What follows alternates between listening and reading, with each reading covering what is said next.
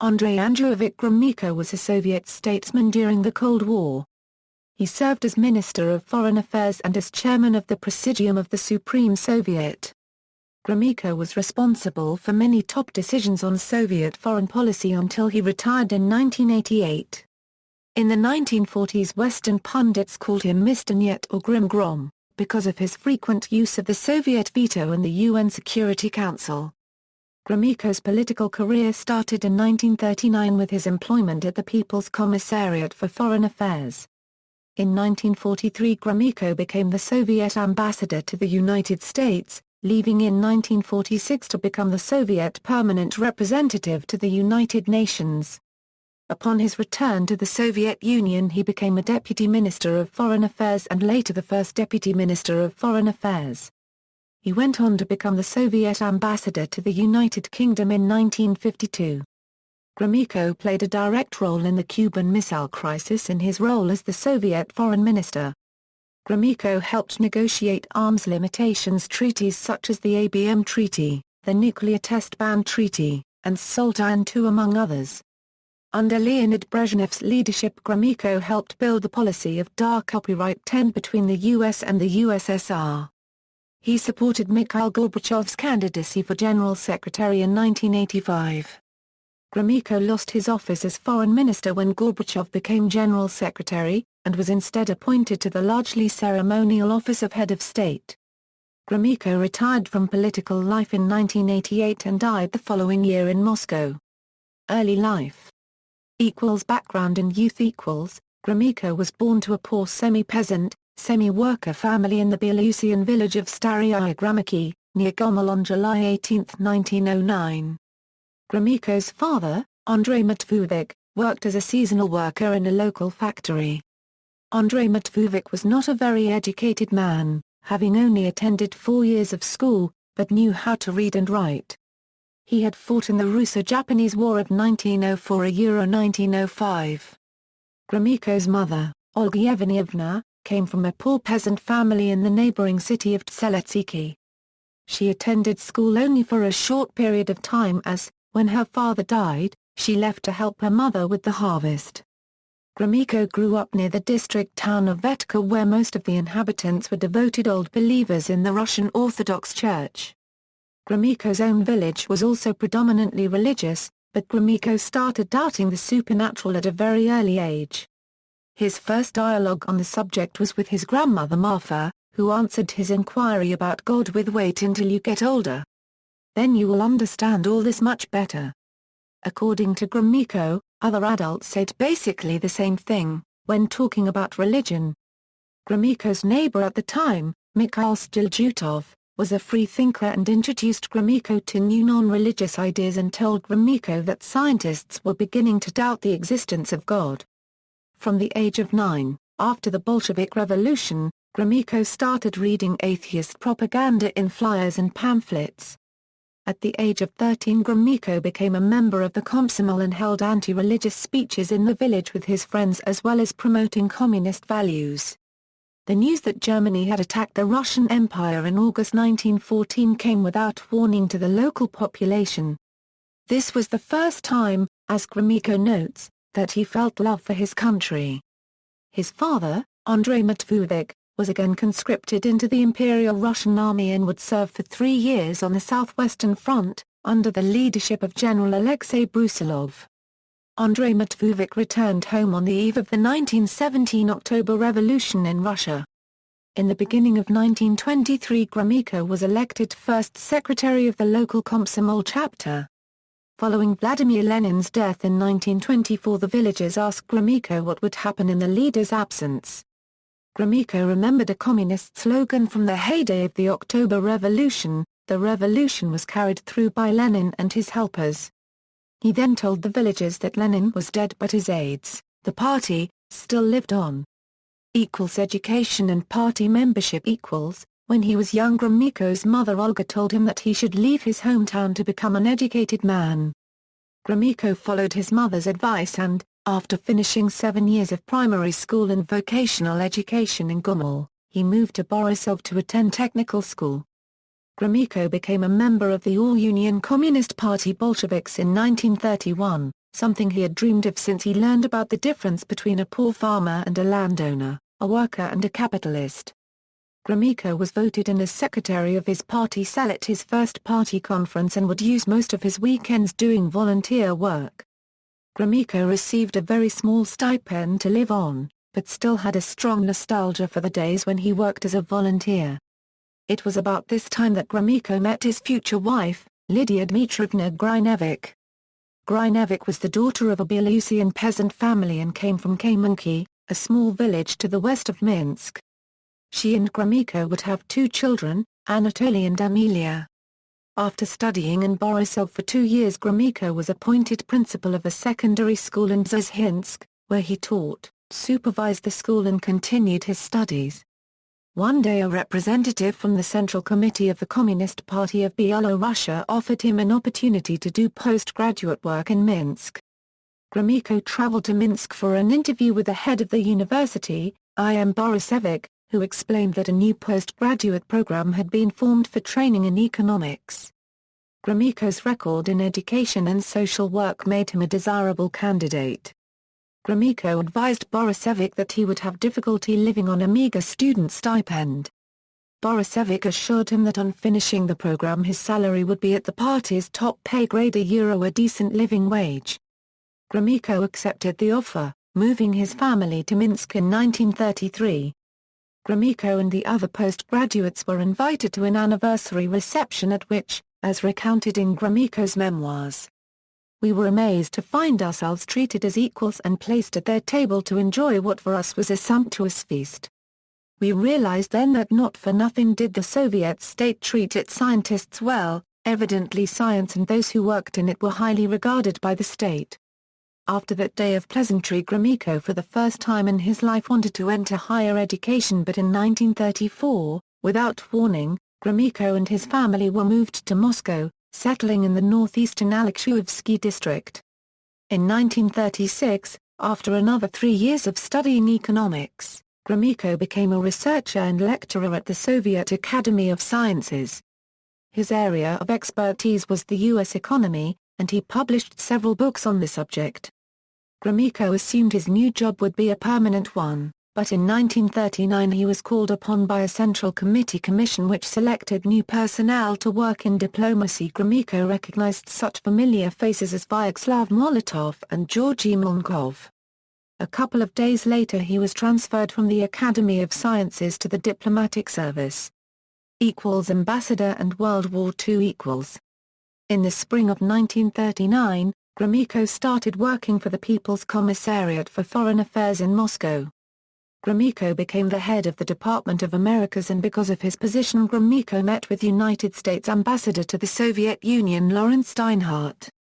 Gromyko believed Steinhardt to be totally uninterested in creating good relations between the US and the USSR, and that Steinhardt's predecessor Joseph Davis was more colorful, and seemed genuinely interested in improving the relations between the two countries. Davies received the Order of Lenin for his work in trying to improve diplomatic relations between the US and the USSR. After heading the Americas Department for 6 months, Gromyko was called upon by Joseph Stalin. Stalin started the conversation by telling Gromyko that he would be sent to the Soviet embassy in the United States to become second in command. The Soviet Union, Stalin said, should maintain reasonable relations with such a powerful country like the United States, especially in light of the growing fascist threat. Vyacheslav Molotov contributed with some minor modifications but mostly agreed with what Stalin had said. "How are your English skills improving?" Stalin asked. "Comrade Gromyko, you should pay a visit or two to an American church and listen to their sermons. Priests usually speak correct English with good accents. Do you know that the Russian revolutionaries, when they were abroad, always followed this practice to improve their skills in foreign languages?" Gromyko was quite amazed about what Stalin had just told him, but he never visited an American church. Gromyko had never been abroad before and, to get to the United States, he had to travel via airplane through Romania, Bulgaria and Yugoslavia to Genoa, Italy, where they boarded a ship to the United States. Italy became the first capitalist country in which Gromyko set foot. He later wrote in his memoirs that New York City was a good example on how humans, by the means of wealth and technology, are able to create something that is totally alien to our nature. He further noticed the New York working districts which, in his own opinion, were proof of the inhumanity of capitalism and of the system's greed. Gromyko met and consulted with most of the senior officers of the United States government during his first days and succeeded Maxim Litvinov as ambassador to the United States in 1943. In his memoirs, Gromyko wrote fondly of President Franklin D. Roosevelt, even though he believed him to be a representative of the bourgeoisie class. During his time as ambassador, Gromyko met prominent personalities such as British actor Charlie Chaplin, American actress Marilyn Monroe and British economist John Maynard Keynes. Gromyko was a Soviet delegate to the Tehran, Dumbarton Oaks, Yalta and Potsdam conferences. In 1943, the same year as the Tehran Conference, the USSR established diplomatic relations with Cuba and Gromyko was appointed the Soviet ambassador to Havana. Gromyko claimed that the accusations brought against Roosevelt by American right-wingers, that he was a socialist sympathizer, were absurd. While he started out as a member delegate, Gromyko later became the head of the Soviet delegation to the San Francisco Conference after Molotov's departure. When he later returned to Moscow to celebrate the Soviet victory in the Great Patriotic War, Stalin commended him, saying a good diplomat was worth 2 or 3 armies at the front. At the helm of Soviet foreign policy. The United Nations Gromyko was granted the office of Permanent Representative of the Soviet Union to the United Nations in April 1946. The USSR supported the election of the first Secretary-General of the United Nations, Trygve Lie, a former Norwegian Minister of Foreign Affairs.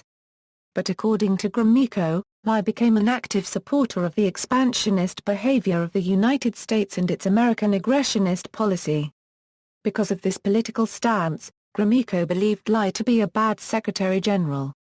Trygve's successor, the Swede Dag Hammarskjöld paragraph LD, also promoted what Gromyko saw as anti-Soviet policies.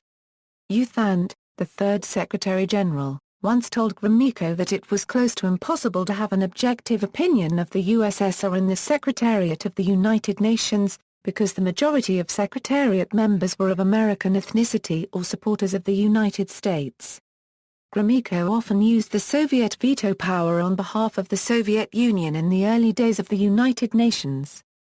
So familiar was a Soviet veto in the early days of the UN that Gromyko became known as Mr. Nyet, literally meaning Mr. No. During the first 10 years of the UN, the Soviet Union used its veto 79 times. In the same period, the Republic of China used the veto once, France twice and the others not at all. On May 14, 1947, Gromyko introduced the idea of partitioning Palestine into a Jewish state of Israel and an Arab state of Palestine. Soviet ambassador to the United Kingdom Gromyko was appointed Soviet ambassador to the United Kingdom at a June 1952 meeting with Joseph Stalin in the Kremlin. Stalin went back and forth as normal and told Gromyko about the importance of his new office, saying the United Kingdom now has the opportunity to play a greater role in international politics. But it is not clear in which direction the British government with their great diplomatic experience will steer their efforts. This is why we need people who understand their way of thinking. Gromyko handed over his credentials to Queen Elizabeth II to make his role as ambassador official. Gromyko met up with Winston Churchill, again in 1952, not to talk about current politics but about World War II and nostalgia. Gromyko met Churchill again in 1953 to talk about their experiences during World War II, and this was the last time Gromyko ever talked to Churchill face-to-face, as his return was not likely after the credentials of his role as ambassador had been revoked when he was appointed Deputy Minister of Foreign Affairs.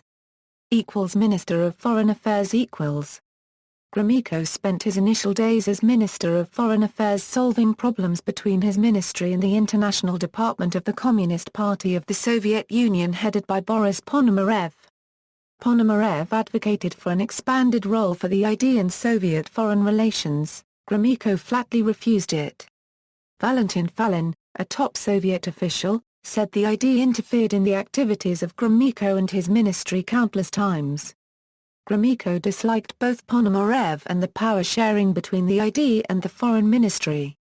In 1958 Mao Zedong tried to look for supporters within the Soviet leadership for his planned war with the Republic of China. He flabbergasted Gromyko by telling him that he was willing to sacrifice the lives of 300 million people just for the sake of annexing the Republic of China into the People's Republic of China. Gromyko assured Mao that the proposal would never get the approval of the Soviet leadership. When the Soviet leadership learned of this discussion, they responded by terminating the Soviet-Chinese nuclear program and various industrialization projects in the People's Republic of China.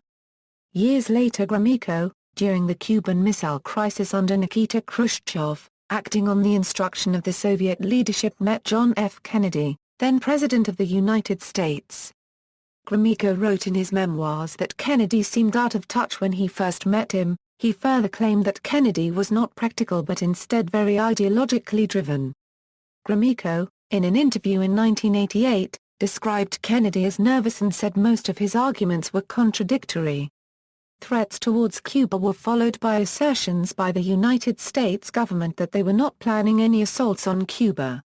During his 28 years as Minister of Foreign Affairs, Gromyko supported the policy of disarmament, stating in his memoirs that disarmament is the ideal of socialism. One accomplishment Gromyko took particular pride in was the signing of the Partial Test Ban Treaty on August 5, 1963. The negotiations regarding the treaty had dragged on since 1958. But there were other achievements too, such as when Gromyko, along with Alexei Kosygin, were able to get both Pakistan and India to sign the Tashkent Declaration, a peace treaty in the aftermath of the Indo-Pakistan War of 1965. Other achievements he considered his greatest were the signing of the Treaty on the Non-Proliferation of Nuclear Weapons on July 1, 1968, the ABM Treaty in Salt I, followed by the Agreement on the Prevention of Nuclear War in 1973. In retrospect, Gromyko said, "If we collect the deliberative nature of the documents, including hundreds of coded telegrams, information from the embassies, the analysis of the situation around these problems, there are perhaps as high as the mountain of the Mont Blanc. Those papers show the difficulties in overcoming congestions to the path to an agreement, requires the present art of diplomacy." Gromyko always believed in the superpower status of the Soviet Union and always promoted an idea that no important international agreement could be reached without its involvement. In 1972 he said no international problem of significance anywhere can be resolved without Soviet participation. In 1966 he engaged in a dialogue with Pope Paul VI, as part of the Pontiff's Ostpolitik, which resulted in greater openness for the Roman Catholic Church in Eastern Europe, although there was still heavy persecution of Christians in the Soviet Union. Gromyko entered the Politburo in 1973 and, from there on, gradually took over the decision-making of Soviet foreign policy. During his peak of personal influence, Gromyko's policy was being built on the very same qualities which had underpinned his early career. His memory, which has been described by many as phenomenal, had made him inflexible, unimaginative, and his total lack of a vision for the future led him to never think outside the box. As the Soviet economy was stagnating, Gromyko's diplomatic skills were of less importance as, during the leadership of Yuri Andropov and Konstantin Chnenko, Gromyko had adopted a more hardline position than his superiors. After Brezhnev's death in 1982, Andropov was voted in as General Secretary by the Politburo. Immediately after his appointment, Andropov asked Gromyko if he wanted to take over Brezhnev's old office of the chairman of the Presidium of the Supreme Soviet. Gromyko turned down Andropov's offer, believing that Andropov would eventually take the office for himself. He did not believe that Andropov would take the office because of pure vanity, but rather due to its functions. After Andropov's death in 1984 and Chnenko's in 1985, Gromyko nominated Mikhail Gorbachev for the General Secretaryship on March 11, 1985. In supporting Gorbachev, Gromyko knew that the influence he carried would be strong. After being voted in, Gorbachev relieved Gromyko of his duty as foreign minister and replaced him with Eduard Shevardnadze, and Gromyko was appointed to the largely honorary position of chairman of the Presidium of the Supreme Soviet. Head of State, Retirement and Death. Gromyko held the office of the chairman of the Presidium of the Supreme Soviet, literally head of state, which was largely ceremonial, and his influence in ruling circles diminished. A number of First World journalists believed Gromyko was uncomfortable with many of Gorbachev's reforms. However, in his memoirs Gromyko writes fondly of Gorbachev and the policy of perestroika.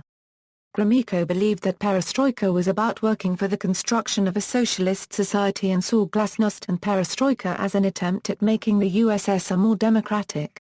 During a party conference in July 1988, Vladimir Melnikov called for Gromyko's resignation. Melnikov blamed Brezhnev for the economic and political stagnation that had hit the Soviet Union and, seeing that Gromyko was a prominent member of the Brezhnev leadership, Gromyko was one of the men which had led the USSR into the crisis. Gromyko was promptly defended as a man respected by the people in a note by an anonymous delegate. After discussing it with his wife, Gromyko decided to leave Soviet politics for good. Gromyko recounts in his memoirs that he told Gorbachev that he wished to resign before he made it official. The following day, October 1, 1988, Gromyko sat beside Gorbachev, Yegor Ligachev and Nikolai Ryzhkov in the Supreme Soviet to make his resignation official. Such moments in life are just as memorable as when one is appointed to prominent positions. When my comrades took farewell to me, I was equally moved as I had ever been when I was given an important office. What I thought most about was that I had finished my duties towards the people, the party and the state. This memory is very precious to me. Gorbachev was formally named the leader of the Soviet Union after Gromyko's resignation. After his resignation, Gorbachev praised Gromyko for his half a century of service to USSR. Critics, such as Alexander Belomagov, the permanent representative of the Soviet Union to the United Nations, claimed Gromyko's foreign policy was permeated with a spirit of intolerance and confrontation. After retiring from active politics in 1989, Gromyko started working on his memoirs. Gromyko died on July 2, 1989, days before what would have been his 80th birthday, after being hospitalized for a vascular problem that was not further identified. His death was followed by a minute of silence at the Congress of People's Deputies to commemorate him. The Telegraph Agency of the Soviet Union, the central news organ in the USSR, called him one of the country's most prominent leaders. President of the United States George H. W. Bush sent his condolences to Gromyko's son, Anatoly. Gromyko was offered a grave in the Kremlin Wall necropolis, but at the request of his family he was not buried near the Kremlin Wall but instead at the Novodevichy Cemetery. Legacy. Having been a person of considerable stature during his life, Gromyko held an unusual combination of personal characteristics.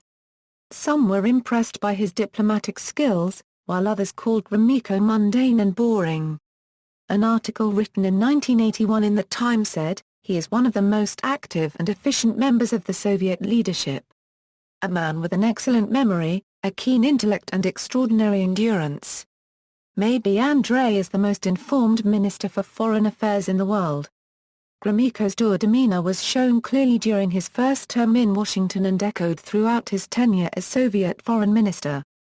There is a story that Gromyko was leaving a Washington hotel one morning and was asked by a reporter, "Minister Gromyko, did you enjoy your breakfast today?" His response was perhaps.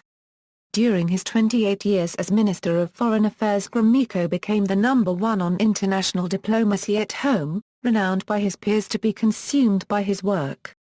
Henry Kissinger once said, "If you can face Gromyko for 1 hour and survive, then you can begin to call yourself a diplomat."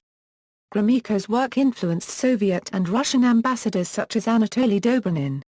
Mash Lewis and Gregory Elliott described Gromyko's main characteristic as his complete identification with the interest of the state and his faithful service to it. According to historians Gregory Elliott and Moshe Lewin, this could help explain his so-called boring personality and the mastery of his own ego. West German politician Egon Bahr, when commenting on Gromyko's memoirs, said, "He has concealed a veritable treasure trove from future generations and taken to the grave with him an inestimable knowledge of international connection between the historical events and major figures of his time, which only he could offer." What a pity that this very man proved incapable to the very end of evoking his experience. As a faithful servant of the state, he believed that he should restrict himself to a sober, concise presentation of the bare essentials. On July 18, 2009, Belarus marked the 100th anniversary of Gromyko's birth with nationwide celebrations. In the city of his birth, many people laid flowers in front of his bust. A ceremony was held attended by his son and daughter, Anatoly and Emilia. Several exhibitions were opened and dedicated to his honor, and a school and a street in Gomel were renamed in honor of him. Decorations and awards: twice Hero of Socialist Labor, 7 Orders of Lenin, Order of the Red Banner, Order of the Badge of Honor, Lenin Prize, State Prize of the USSR, a Euro for the monograph The External Expansion Capital, Past and Present, Jubilee Medal in commemoration of the 100th anniversary since the birth of Vladimir Ilyich Lenin, Grand Cross of the Order of the Sun, Order of the Son of Freedom. References. Further reading: Elliott, Gregory. Lewin, Moshe. The Soviet Century. Verso Books. ISBN 1-84467-016-3. Hoffman J.R., Eric P., and Frederick J. Flaaron. The Conduct of Soviet Foreign Policy, Mackenzie, David. From Messianism to Collapse, Soviet Foreign Policy 1917 Euro 1991 Stone, Norman.